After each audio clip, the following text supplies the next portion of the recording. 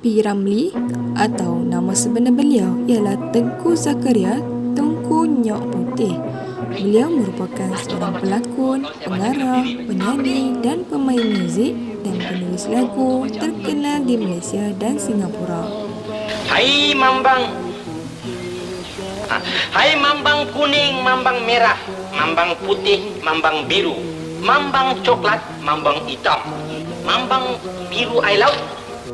Beliau melanjutkan pendidikan awal di Sekolah Melayu Kampung Jawa dan kemudian sambung pengajiannya di Sekolah Francis Lai.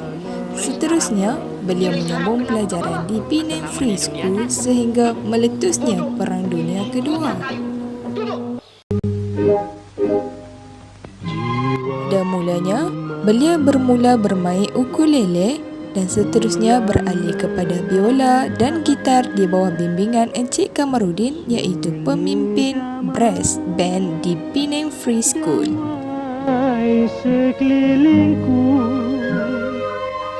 terdengar nan sayu bintang seribu. Beliau pernah menyertai pertandingan orkes teruna sekampung dan kemudian sinaran bintang sore. Beliau pernah menjadi juara nyanyian anjuran radio Pulau Pinang pada tahun 1947 dan akhirnya terpilih sebagai bintang penyanyi utama Melaya. Coba tonton dengan saya mau cerita sekarang ini.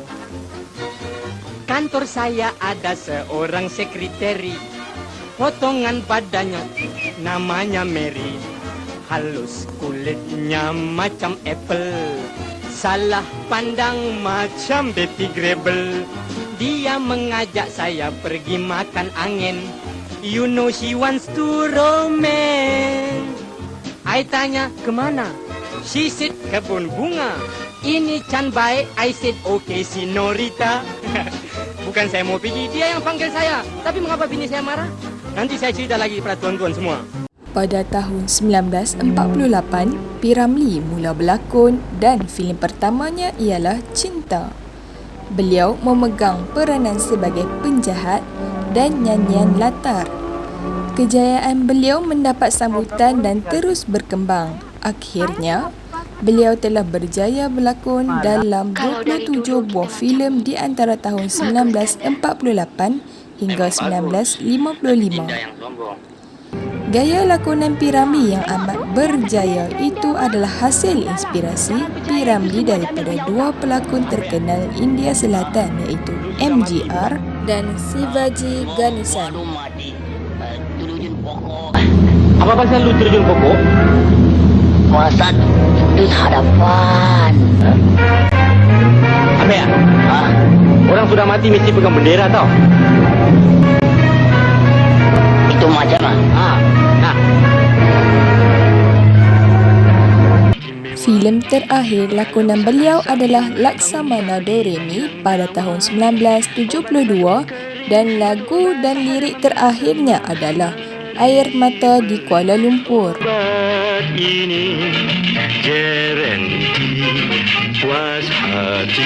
Bagi mengenang jasa dan sumbangannya semasa hayatnya, beliau dianugerahkan darjah Ahli Mangku Negara AMN oleh YDP Agong ketiga pada 3 Jun 1964. Selepas pemergian pula, Seri Paduka Baginda Yang di-Pertuan Agong telah menganugerahkan beliau anugerah bintang kebesaran darjah Panglima Setia Mahkota pada tahun 1990. Beliau mendapat gelaran Tan Sri selepas mendapat anugerah itu. Selain itu, di rumah terakhir beliau telah diubah suai dan dijadikan sebagai pustaka peringatan P. Ramlee pada tahun 1986. Pada tahun 1982, namanya turut diabadikan pada sebatang jalan iaitu Jalan P. Ramlee di tengah pusat Bandaraya Kuala Lumpur. Beliau turut mendapat penghargaan Doktor Falsafah dalam bidang seni persembahan pada tahun 2005 yang membawa gelaran doktor. Kemudian sempena 50 tahun kemerdekaan Malaysia iaitu pada tahun 2007, P. Ramlee telah terpilih sebagai 10 calon terakhir bagi program Anak Gemilang Malaysia yang mengiktiraf rakyat Malaysia yang banyak memberi sumbangan kepada negara dan kejayaannya menaikkan nama negara di mata dunia. 29 Mei 1973 merupakan detik hitam negara apabila kita kehilangan sebutir mutiara yang tiada galang gantinya. Pemergian beliau di usia muda sangat mengejutkan seluruh rakyat Malaysia. Kredibiliti beliau sebagai anak seni telah menempatkan nama beliau antara insan yang banyak memberi sumbangan kepada negara sehinggakan digelar sebagai legenda negara.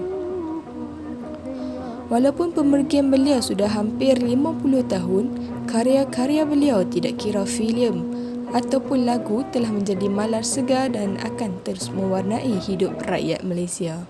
Semoga roh beliau ditempatkan bersama orang-orang yang soleh